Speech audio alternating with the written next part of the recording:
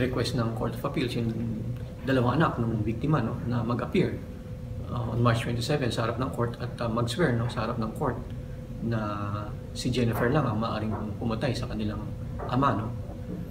Kung hindi nila magawa yon, ma-absuelto, no, at least yung death sentence, no, hindi matutuloy. Isa-settle na lang yung private aspect ng kanyang case, yung pagbabayad ng blood money.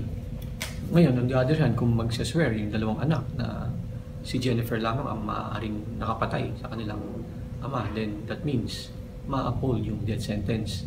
Pero we should bear in mind na appeals process pa lamang to, meron pang final stage, no, dito sa judicial process ay yung final decision ng Supreme Court ng UAE.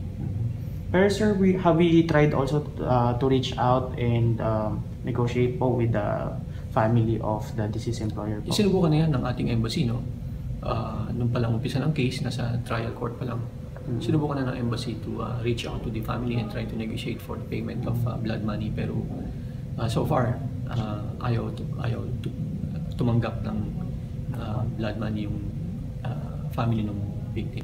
What actions have we taken so far na po to help her po? Well, ginawa na ng lahat, no, ng ating pamahalaan, kasama na rin ng ating embassy sa Abu Dhabi para tulungan siya, no.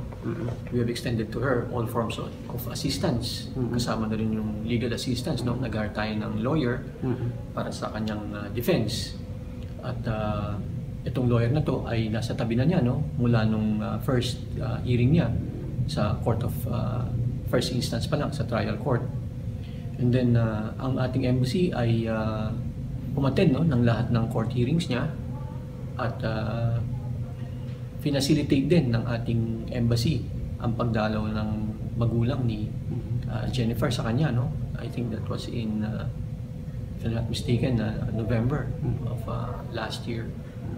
And regular din ang pagbisita ng ating embassy kay Jennifer sa kulungan, no. And I think ang DSWD ay nagbigay din ng financial assistance sa family ni Jennifer.